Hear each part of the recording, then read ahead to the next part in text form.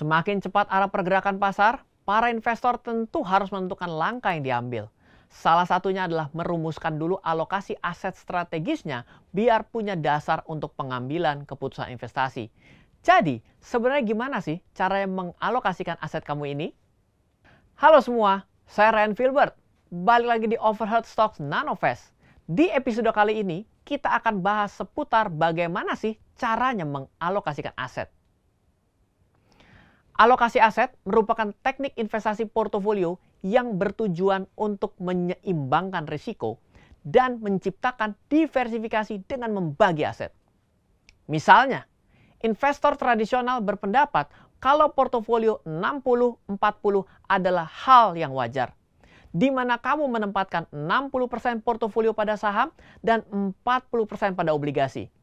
Tapi selain itu, alokasi aset juga bisa berbentuk uang tunai dan juga real estate serta turunannya. Jadi sederhananya, alokasi aset adalah bagaimana kamu membagi investasi di antara jenis aset yang berbeda seperti uang tunai, obligasi, properti, dan saham. Khusus di dunia saham, kamu juga perlu memahami bagaimana menimbang portofoliomu. Dua pendekatan yang sederhana adalah mempertahankan portofolio dengan bobot yang sama, di mana jumlah uang yang dimiliki antara semua saham adalah sama.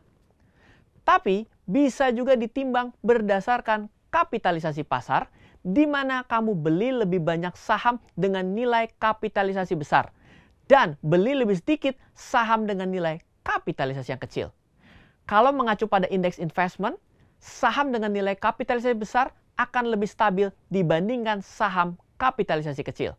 Mengapa alokasi aset penting? Kepemilikan alokasi aset yang tepat bisa bantu kamu mengelola investasi di tengah naik turunnya pasar keuangan.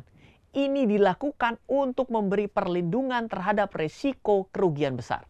Gimana cara menentukan alokasi aset yang tepat? Tidak ada jawaban yang benar atau salah saat menentukan alokasi aset. Sebenarnya ini tergantung dari pribadi masing-masing.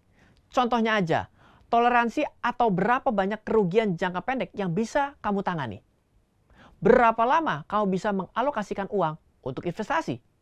Serta berapa banyak komitmen keuangan di masa depan yang kamu miliki.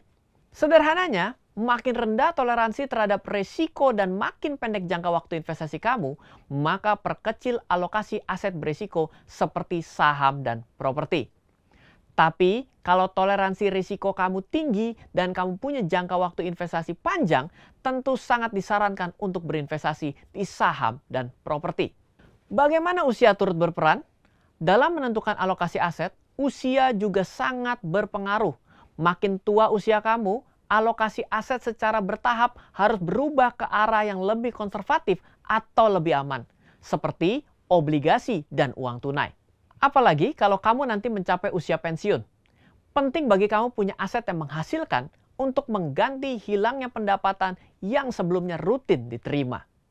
Nah, itu tadi penjelasan tentang cara mengalokasikan aset kamu.